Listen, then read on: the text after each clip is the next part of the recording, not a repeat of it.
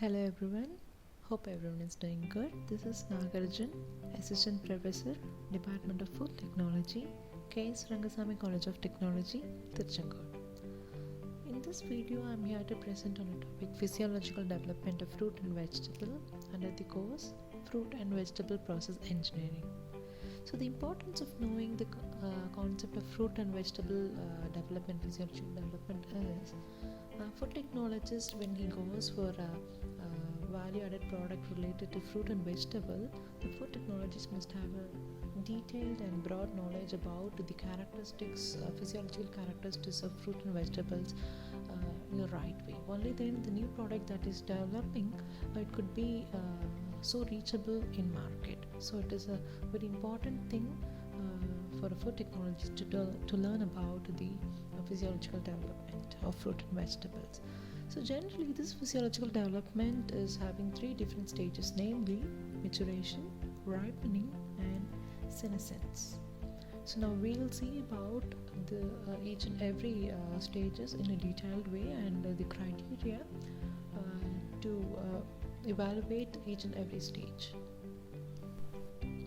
The initial stage of a physiological development of a fruit or vegetable is maturation, and at this stage the fruit or vegetable will be attaining a complete shape and size, and also it will be having the fullest development in it, and there will be no more increase in the size or shape. That is the main development of this stage, and but still the edible portion of this developed fruit or vegetable, it will not be very apt for consumption, but still this stage indicates the readiness of the harvest of a fruit or vegetables. And this harvesting point, it can be evaluated by using some kind of typical maturity indexes, and I've shown here like skin color, optical methods, size, aroma, shape, abscission, dry matter percentage, oil content, sugar content, acidity, firmness and juice content. So these are the very important and basic criteria of a fruit and vegetables, whether it is opt for harvesting and whether it could be taken for the next stage of food processing in a food industries. Now we will see one by one in detail. First, we'll see about some of the traditional methods that were practiced by the people just by seeing the fruit or vegetable whether it is mature or not, like skin color, size, aroma, shape and abscission. For the skin color, the people, they were evaluating just by seeing the skin colors to evaluate the maturity of fruit or vegetable. Like most of the fruit or vegetable, it will be in a pale green in color or in a pale yellow in color at the initial stage of the maturation. It will be having a developed shape and size, but still it will not be apt for consumption, and it will be looking like pale yellow or pale greenish in color. By this way, they used to evaluate the maturity of fruit and vegetable, and they'll be harvesting for the further processes. So the next criteria of maturity evaluation of fruit and vegetable is shape. So the people, they were judging or evaluating the maturity just if a fruit or vegetable, if it is attaining a particular shape of its own. If it is each and every fruit and vegetable is having its own shape, right?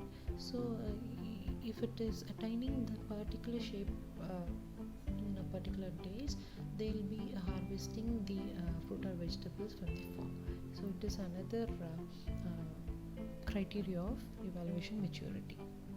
So the next criteria is the size. It is almost similar to the shape. Once a fruit and vegetable is attaining a particular size of its own, each and every fruit and vegetable will be having a particular size, a maximum size to be attained, right?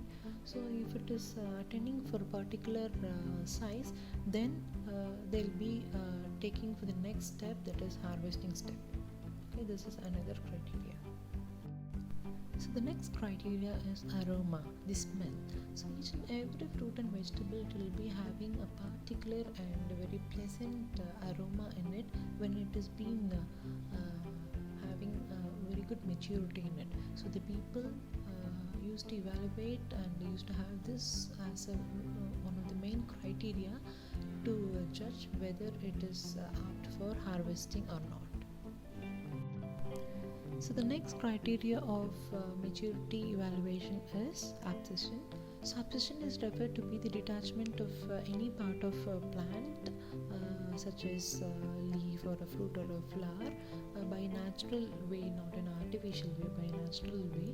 And this abscission process will be happening by the formation of layer called abscission layer in a pedicel portion of a plant.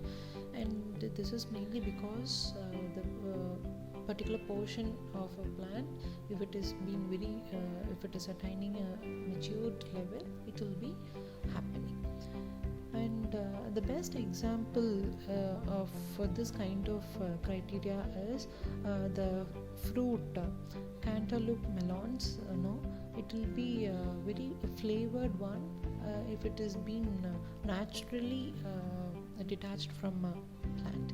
If it has been artificially plucked out and it has been done for the further processes, the flavor in the particular fruit, it will be in a very less manner. So the abscission is also a very good criteria of maturity evaluation. So far we have seen about some of the traditional methods to evaluate the fruit and vegetable maturity, and now we'll see about some of the technical methods to evaluate the maturity level of a fruit and vegetable by food technologies and also by the food industries. Okay. The first method is optical method. So in this method, a fruit or a vegetable sample will be selected and it will be exposed to light in a room, and the lights will be switched off, and there will be a sensor to measure the amount of light that is being emitted out. So by the amount of light that is being emitted out, the level of maturity of the fruit it will be calculated. This is about the optical method of maturity index calculation. So the next method to calculate the maturity index of a fruit and vegetable is measuring of firmness. So in this concept we'll be measuring the change of texture of fruit and vegetable due to the maturity, and the equipments generally used here are texture analyzer and pressure tester. So first we'll see about the texture analyzers. So in this equipment will be having a probe-like structure. So when the fruit or vegetable it is being placed under this probe, we have to conduct some counts of test with the proper depth and speed of penetration, and with getting the concordant values of speed of penetration and the depth, we could conclude whether it could be harvested or not, or whether it is having a very good maturity or not. Okay. The next equipment is pressure tester. So here also we will be having a probe-like structure. This probe-like structure, when it is being inserted into a fruit or vegetable, will be getting the pressure, what is the pressure inside the fruit or vegetable, and by having a standard charts of pressure for each and every fruit, we could conclude whether it has been having good maturity or not. So the equipment that are used for pressure testers are penetrometer. So the next method is amount of juice content in a fruit or vegetable. So food samples are being collected from the farm, and the juice has been extracted from the samples, and if it has been absorbed, that particular percentage is there for fruit or vegetable, then we could conclude the fruit or vegetable is having a good maturity. Here I have given some kind of percentage that are recommended for citrus fruits. For novel oranges there must be 30% of juice content, and for other oranges there must be 35%, and for grapefruit it should be around 35%. For lemons it should be around 25%, and for mandarins it should be around 33%. If this recommended percentage of juice content has been absorbed for a fruit or vegetable, then we could go for the harvesting. So the next method is oil content and dry matter percentage. So in this method we will be using distillation column, equipment called distillation column, for separating out the oil content and the dry matters. So a fruit sample is being collected from the farm, and using this distillation column we will be extracting the oil from the fruit and the other portion, that is dry matters. And if there is a recommended amount of oil content is observed from the fruit, then we could conclude that the fruit is having a good maturity and it is ready. So the next method to confirm the maturity is the amount of sugar content that is there in the fruit or a vegetable. So in this method we use two different kind of equipment called Brix hydrometer, and other is refractometer. So this equipment, it is used for calculation of Brix value, that is level of sugars that are there in the fruits. So the fruit juices are first collected, and the fruit juice contents are being given through the given in the Brix hydrometer and the refractometer, and at the end we will be having a percentage of fruits that is present in the juice content. So if it is absorbed that particular amount of sugar content is there in the fruit juice content, and it is concluded, we could go for the harvest. So the next method of maturity index calculation is the acidity, calculation of acidity. So the acidity value is calculated by titrating between the juice content of a fruit or vegetable versus the standard alkaline solution. So after that the acidity value is being calculated.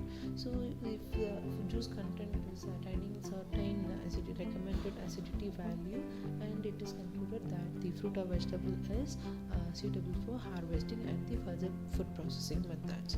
And here I have given you some of the optimal value recommended for fruits on fruits like apple, blackberry, etc. And for apple it is 2.20 to 12.35, for blackberry it is 9.8 to 15.9, and up to strawberry it is 7.5 to 13.2, and for other fruit or vegetable it is available in net, and also there are some R&Ds going on related to this. So we could do our own research whether it is okay for us to make our food products in a right way. So this is all about the calculation of maturity indexes, and by having all these calculations and methods we could conclude that whether the fruit or vegetable is having good quality of maturity, and we could also give a statement whether the fruit or vegetable is suitable for further processes of harvesting and other food processing in food industries. And coming to the next stage of physiological development of fruit and vegetable, it is ripening. So ripening, it is generally referred to be the attainment of desirable flavor, quality, color, palatable nature, and other textural properties of a fruit and vegetable. So on the behavior of ripening, generally the fruits are classified as climateric fruit and non-climateric fruits. First we will see what is climateric fruits. So some fruits, it will be having the property of ripening even after the process of harvesting. That kind of fruits are generally known as the climateric fruits. And examples of this kind of fruits are mango, banana, papaya, guava, kiwi, etc. So you could see all these fruits, it will be having a property of ripening in nature itself even after the process of harvesting. Coming for the non-climateric fruits, so this kind of fruits, it will be not having the property of ripening once it has been harvested out. So after the harvesting process, we have to go for some kind of artificial ripeness to ripen all these fruits. The best example for this kind of fruits are orange, musami, grapes, pomegranate, cherry, raspberry, blackberry, strawberry, etc. So this is the flow chart or the process of natural ripening of fruits. So generally there are two types of ripening. One is natural and other is artificial ripeness. And first we'll see about the natural ripening.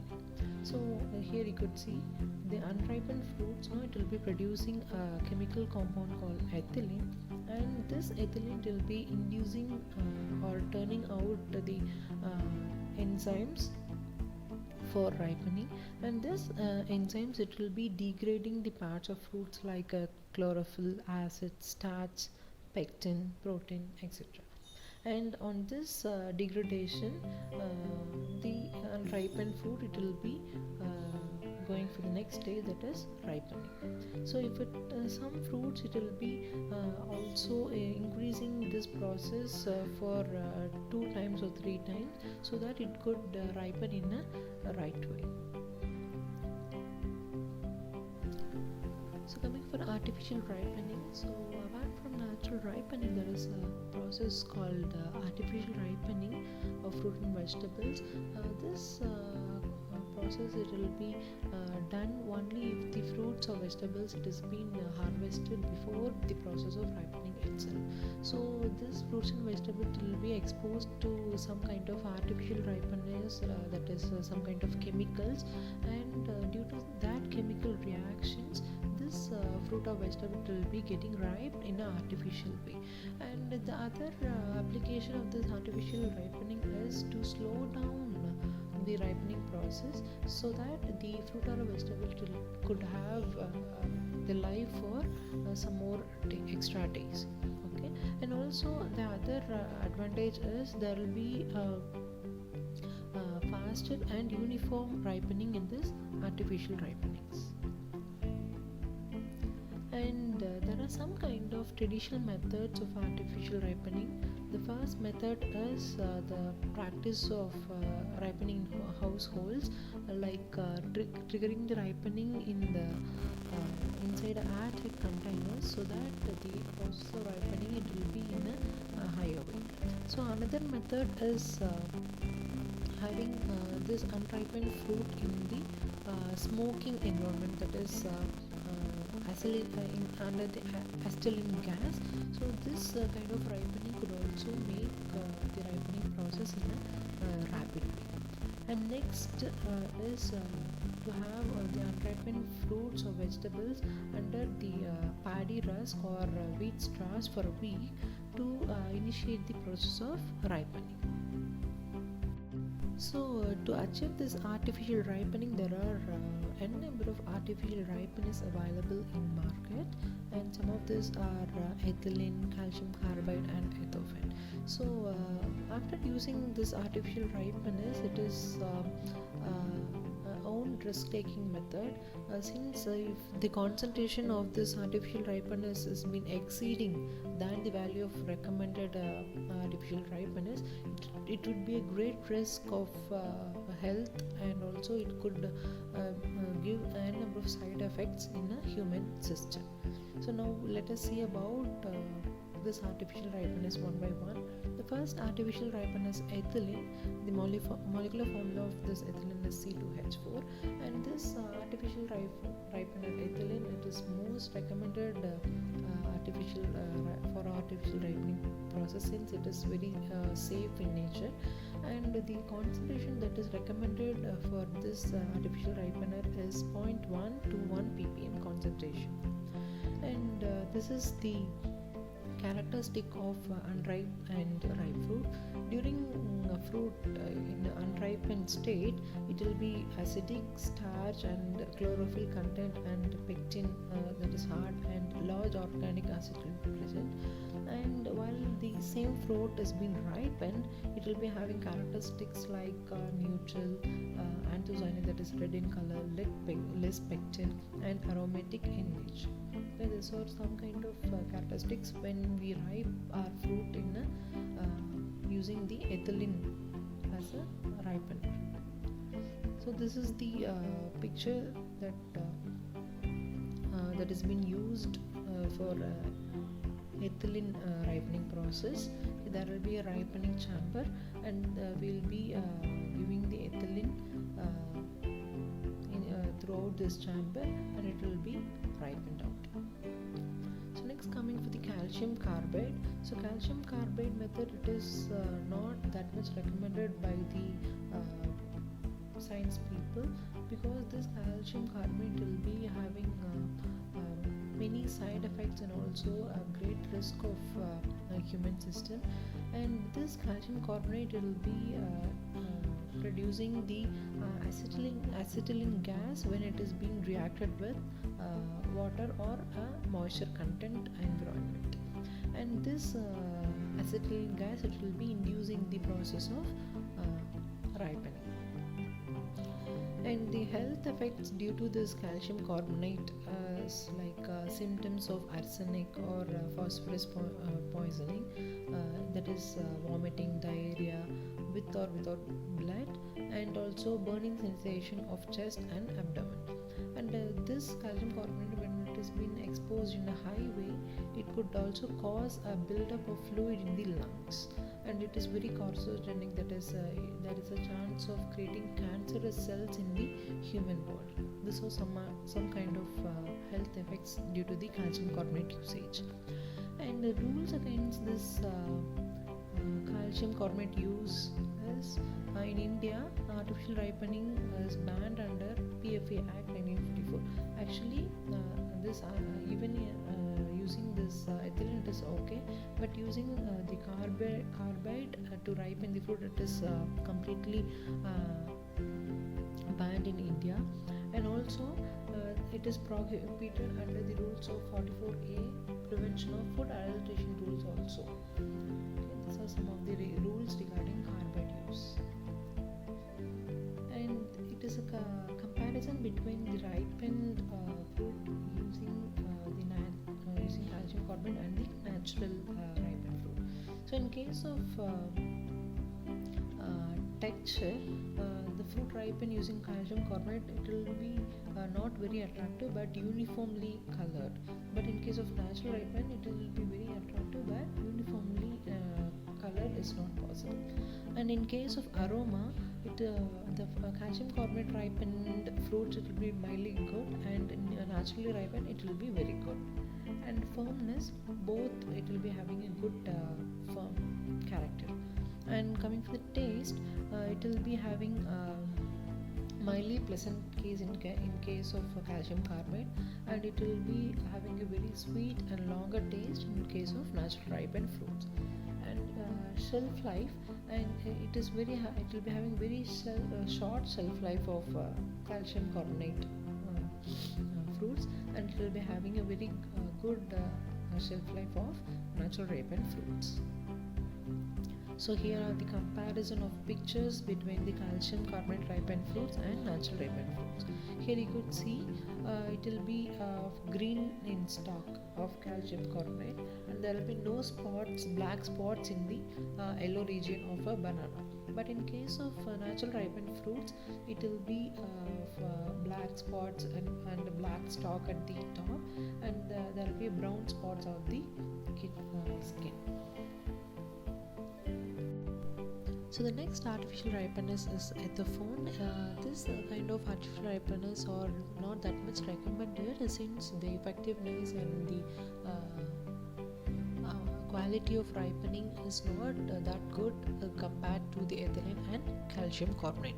But still many people, those who are in market, they used to give the fumes of ethophone towards the unripened fruits to make the fruits ripened.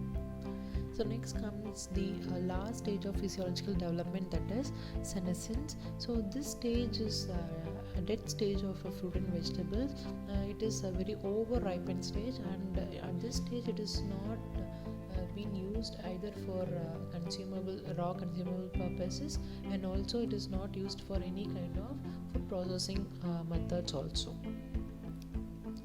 So this is all about the physiological development of a fruit or a vegetable, and thank you all for your time for knowing all these things. Thank you.